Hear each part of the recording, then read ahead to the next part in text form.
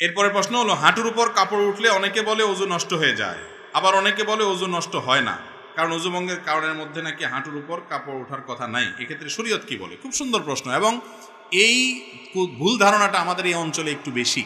এই অঞ্চলে মানুষের মধ্যে দেখা যায় যে এই ধরনের ধারণা একটু বেশি। হাঁটুর উপরে কাপড় উঠলে বলে যে ওযু চলে গেছে। আসলে কি যায় না। হাঁটুর উপরে কাপড় ওঠার সাথে ওযু যাওয়ার সম্পর্ক, ওযু যাওয়ার সম্পর্ক কিসের সাথে বলেন তো? ওযু ভঙ্গের সাথে। বায়ু আসলো কিনা, পেশাব পায়খানা আসলো কিনা, ঘুমায় পড়ছেন কিনা, এগুলো ওযু ভঙ্গের কারণ। বেহুশ হয়ে গেলেন কিনা, রক্তপুষ পানি বাইরে হয়ে গড়ায় পড়ছে কিনা, এগুলো ওযু ভঙ্গের কারণ। ওযু ভঙ্গের কারণ যদি না পাওয়া যায়, তাহলে হাঁটুর উপরে কাপড় ওঠার কারণে কি হবে না, ওযু ভাঙবে। তবে যদি মানুষের সামনে, আরেকজনের সামনে হাঁটুর উপরে আপনার যার সতর যে আপনার দেখার জায়েজ নাই, ওযুখানা ওযু করতে গিয়ে এভাবে হাঁটুর উপরে কাপড় উঠাইছেন অন্যের সামনে, ওযু না ভাঙলে কি হবে? ফরজ ভেঙে যাবে। ফরজ ভাঙা বুঝেন কি? সতর ঢাকা ফরজ না, সেটা ভেঙে যাবে। সেটা ভাঙলে গুনাহ হবে না, এই জন্য ওইটা বড় গুনাহ হবে। ওযু ভাঙলে তেমন কোনো বিপদ হতো না, ওযু ভাঙলে আবার ওযু করতেন, অসুবিধা কি? কিন্তু গুনাহ হয়ে যাবে অন্যের সামনে। এই জন্য যাতে অন্যের সামনে হাঁটুর উপরে রান টান এগুলো দেখা না যায়, এই জন্য ওইটাকে ঢেকে ঢুকে রাখবেন। কিন্তু যদি কোনো কারণে উঠে যায়, তাতে ওযু ভাঙবে না, ওযু থাকবে। রাতে গাছের ডাল এবং ফল কাটা যাবে কিনা? গাছের ডাল এটা রাতে কাটা যাবে কিনা? আমাদের গ্রামাঞ্চলে অনেক মা বোন এখনো রাতের বেলায় কোনো ফল ফসল ছিঁড়ে না, বলে যে এটা ছিঁড়লে ক্ষতি হয়, সমস্যা হয়। এগুলো সম্পূর্ণ ভুয়া কথা, ভিত্তিহীন কথা। আপনার যখন দরকার তখন ছিঁড়তে পারেন, সেটা দিনেও হতে পারে, রাতেও হতে পারে। অনেক মা বোনরা এরকম আছে, আমি নিজেও দেখেছি, যে একটা লাউ ছিঁড়ে দিবে, ছেলে ঢাকা যাচ্ছে নিয়ে যাবে, বলে না না রাইতে এখন ছিঁড়া যায় না, এটা সকালে ছিঁড়তে হয়। এগুলো আমাদের মন গড়া মাসালা, কোরআন হাদিসে এরকম কোনো কথা বলে নাই। আপনার প্রয়োজন হলে কোনো গাছের ডাল, কোনো আপনার সবজি, কোনো কিছু এটা রাত্রেও ছিঁড়তে পারেন, দিনেও ছিঁড়তে পারেন। ইসলাম যেটা বলে নাই সেটা নিজের থেকে যদি বলেন, সেটা কুসংস্কার, সেটা কখনো কখনো বেদাত হয়, এবং বেদাতের ঠিকানা জাহান্নাম হয়, ডেঞ্জারাস কথা। আল্লাহ রসুল যা বলেন নাই সেই কথা মন গড়া বলা যাবে না, দরকার হলে রাতেও ছিঁড়া যাবে। তবে হ্যাঁ, ডাল বলেন আর গাছের গাছ বলেন, প্রয়োজন ছাড়া কাটা ছেঁড়া করা নিষেধ। একান্ত প্রয়োজন নাই, তাও অযথা আপনি বৃক্ষ নিধন করতেছেন, এটা ঠিক না।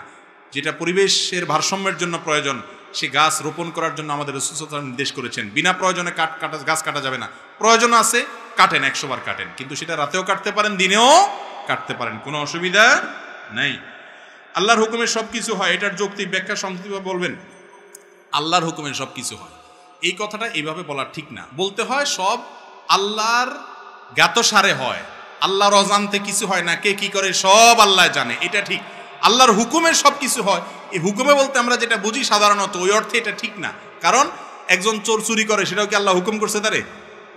তবে হ্যাঁ, আমরা যারা বলি আল্লাহর হুকুমে সব কিছু হয়, আমাদের উদ্দেশ্য ওইটাই, মানে যে যা করে আল্লাহ তাআলা জানেন কে কি করতেছে, তাকে করার সুযোগ আল্লাহ দিয়ে রাখছেন, কিন্তু আল্লাহর হাতে সেটা আল্লাহ দেখতেছেন।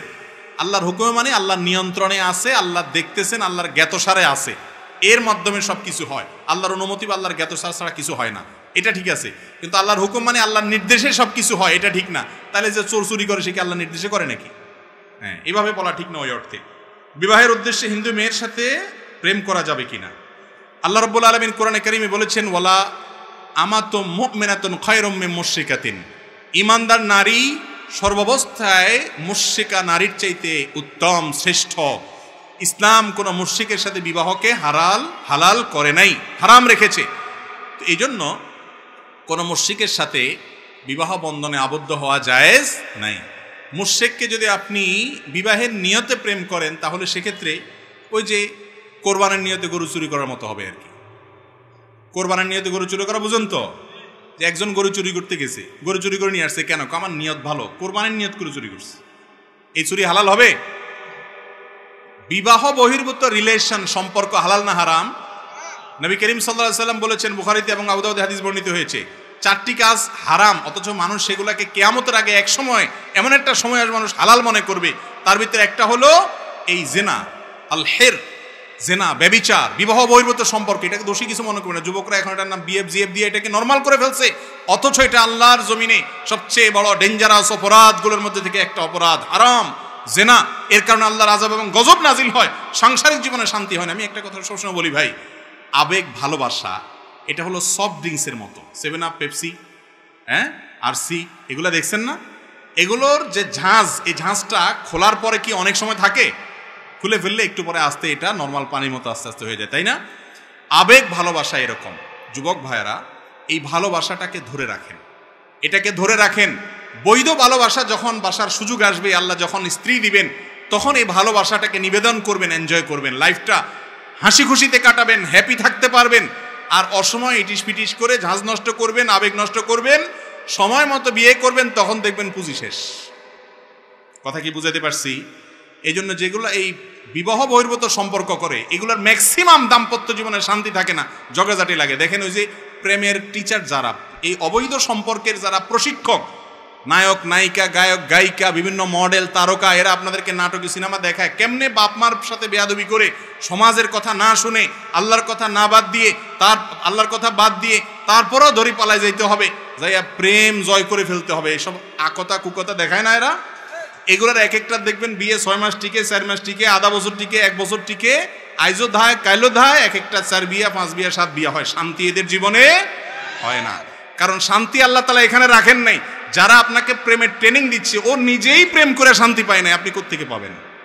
এই জন্য বিবাহ বহির্ভূত সম্পর্ক করা যাবে, হিন্দু হোক আর মুসলমান হোক, কারোর সাথে করা যাবে। কোনো হিন্দু মেয়েকে আপনি দাওয়াত দিয়ে ইসলামে আনতে পেরেছেন, তিনি স্বেচ্ছায় ইসলাম গ্রহণ করেছেন, তারপর আপনি তাকে বিবাহের প্রস্তাব দিয়ে বিবাহ করবেন। বিবাহ বহির্ভূত কোনো ইটিস পিটিস করবেন না। আল্লাহ তাআলা আমাদেরকে হারাম থেকে বেঁচে থাকার তৌফিক দান করুন। এটার জন্য কলিজা লাগে যুবক, কলিজা। এটা সবাই পারে না। সমাজের সব নষ্টামির দিকে চলে যাচ্ছে। আমি একা স্রোতের বিপরীতে চলবে, এর নাম মুসলমান। জান্নাতে বেশি মানুষ যাবে না জাহান্নামে বেশি মানুষ যাবে? জান্নাতে বেশি লোক যাবে না জাহান্নামে বেশি লোক যাবে? জান্নাতে যাওয়া লোকের সংখ্যা কম। সব যুবক জিএফ নিয়ে ঘুরে, আপনার কোনো জিএফ থাকবে না, অপেক্ষায় থাকবেন হালাল স্ত্রীর জন্য।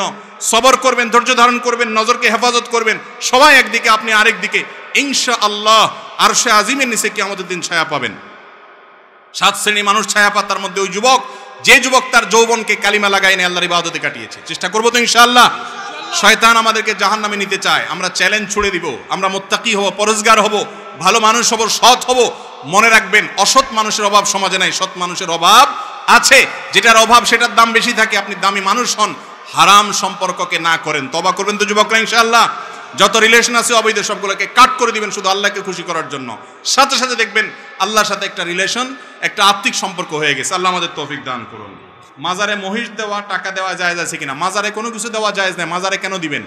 মাজারে দিলে সেটা তো মাজারে যারা ওই যে আপনার গাঁজা খা, ওই গাঁজাখোরদের আরো সহযোগিতা হবে, এটা জায়েজ নাই। মাজারে কোনো কিছু দিবেন না, দিবেন গরিব মানুষকে আল্লাহর জন্য মসজিদে। মাজারে দিলে কি লাভ হবে? যিনি মাজারে শুয়ে আছেন উনি যদি আল্লাহর ওলি হয়, উনি যদি নেক মানুষ হয়, ভালো মানুষ হয়, তো আপনার এই জিনিসগুলো কি তার কবরে ঢুকবে? বাইরে যে বাটপার আছে এদের ভাগযোগ করে খাওয়ার ব্যবস্থা হবে, ঠিক না? ঠিক। মাজারে কোনো কিছু দিবেন না, মাজারে মানত করবেন না। মানত হবে আল্লাহর জন্য, আল্লাহ ছাড়া কারণ মানত করলে শিরিক হবে। একটু আগে বলছি কোনো ইবাদত কবুল হবে না যদি শিরিক করেন। কথা কি বুঝাতে পারছেন? কোন প্রকার মাজারে কোনো দান দক্ষিণা মান্নত করা যাবে না। মাজারের ভাই, মাজারে যাবেন কবর জিয়ারত করে দেবেন, সেখানে কিসের দান? ওখানে আপনি দিবেন, বাটপাড়ারা সব ভাগযোগ করে খাবে। দিবেন গরিব মানুষকে, মসজিদে, মাদ্রাসা, ইসলাম, মাজার নির্দেশ। ভাই মাজারে যদি কোনো কিছু দেওয়ার নির্দেশ থাকতো তাহলে হাজী সাহেবরা পোলটা ভরে নিয়ে রাসূল করিম সাল্লাল্লাহু আলাইহি সাল্লামের কবর দিয়ে আসতো। আপনাদের এলাকায় যতজন মক্কা মদিনায় গেছেন, রাসূল সাল্লাল্লাহু আলাইহি সাল্লামের কবরে কিছু দিয়ে আসতে পারছেন? তাহলে রাসূল সাল্লাল্লাহু আলাইহি ওয়াসাল্লামের সাথে বড় কবর কারোর আছে দুনিয়াতে? তাহলে ওয়াদা করেন সবাই, কোন মাজারে কোনো কিছু দিবেন না, ঠিক আছে তো ইনশাআল্লাহ? সবাই হাত তুলে ওয়াদা করেন। আল্লাহ আমাদের শিরিক মুক্ত সমাজ গড়ার তৌফিক দান করুন। আমিন। এরপরে প্রশ্ন হলো, ওলিমা ছেলের পক্ষ খাওয়াবে নাকি মেয়ের পক্ষ খাওয়াবে? ওলিমা বলা হয় বিবাহ পরবর্তী খাবার। বিবাহের পর খাবার অনুষ্ঠান কয়টা হবে? একটা না দুইটা? কি বলেন আপনারা? বিবাহ উপলক্ষে শুধু খানা একটা এক্সট্রা অনুষ্ঠান হয়? ছেলে দেখতে গিয়ে একটা, মেয়ের বাপের বাড়িতে 50-60 জন 70 জন বেহায়ার মতো যায় খায়া আসে। এরপরে আইসা আপনার অলিমার নাম দিয়া ছেলের একটু খাওয়ায় হালকা পাতলা, আর তার কয়েক গুণ বাড়াইয়া মেয়ের বাপের বাড়িতে আবার কি যাত্রী জানি বলে, বরযাত্রী। বরযাত্রী না। কেন বরযাত্রী বলেছি শুনেন। বরযাত্রী হবে তখন যদি আপনি এটা নিয়ে বার্গেনিং করে বেহায়ার মতো নেগোসিয়েশন করেন যে আমাদের পক্ষ থেকে 200 লোক যাবে, মেয়ের বাপ বলছে না 100, কয় না আছে তাহলে 150, মাঝখান দিয়ে থাকুক, দালাল কয়, দালাল থাকে না একটা ঘটক, এটা কয় না ঠিক আছে 150 তাহলে ঠিক আছে, তাহলে 125 আমরা চুক্তি করলাম। এই যে একটা কথা, কত বড় নির্লজ্জের মতো কথা, চিন্তা করেন ভাই। শরীয়ত বিয়ে উপলক্ষে একটা খাবারের ব্যবস্থা রেখেছে, সেটা খাওয়াবে কে? ছেলে। ওই ছেলে 50, 100, 200 যায় খাওয়াক না খাওয়াক, তার পুরা গ্রামের মানুষ শুদ্ধা নিয়ে যায় শ্বশুরবাড়িতে খায়া আসে। ওই বেচারা মেয়েটাকে জন্ম দিয়ে লালন পালন করে এই তো বড় করে দিয়েছে, এই মেয়ের সকল সার্ভিস, এত বড় মেয়েটাকে তুলে বাড়িতে নিয়ে আসছেন, সারা জীবনের জন্য আপনার বাড়িতে সার্ভিস দিবে। আপনি তো শ্বশুর মশাইরে সালাম করতে করতে জীবন পার করবেন, উল্টা বেহায়ার মতো বেচারা মেয়েও দিছে, আবার খাওয়াবেও, আবার যৌতুকও দেয়। এটার নাম হলো ডাকাতি। এই জন্য বললাম এটা বরযাত্রী, এটা কখনো বরযাত্রী। আপনি আপনার বাপ চাচা 2-4 জন মুরব্বী যাইতে পারেন, বড় বিয়ে উপলক্ষে খাওয়াবে ছেলে, কিন্তু আমাদের সমাজে বিশেষ করে মেয়ে জন্ম দিয়া বাপ মা যেন ভুল করে ফেলছে, অপরাধ করে ফেলছে। যুবকরা, এই অনাচারের বিরুদ্ধে আপনাদেরকে দাঁড়াতে হবে যে আমার বিয়েতে অনাচার আমি করতে দিব না। মুশকিল হলে এটা যখন বলবেন তখন মুরব্বীরা বলবে, বাবারে বিয়ের আগে হাতে শ্বশুরবাড়ির পক্ষে কথা কয়, বিয়ে করলে জানে কি করব, ঠিক না ভাই? ঠিক বলবেন না। আমি উল্টা পাল্টা অন্যায়ভাবে শ্বশুরবাড়ির পক্ষে টানবো না ইনশাল্লাহ। মা বাবার সাথে কারোর কোনো তুলনা নেই, মা বাবা মাথার উপরে। আমি আপনাদের কথার বাইরে চলবো না, কিন্তু যেই কথা আপনাদের মানতে গেলে জুলুম হবে আরেকটা মানুষের উপর, সেটা করা যাবে না। হ্যাঁ, কোনো মেয়ের বাপের অডেল আছে, সে নিজে খুশি মনে খাওয়াইতে চায়, বরং জোর করে আপনাদেরকে নিয়ে খাওয়াইতে চায়, সেটা আপনারা খাইলেন, অসুবিধা নেই। কথা বুঝাতে পারছি? কিন্তু এই কালচারটা দূর করতে হবে।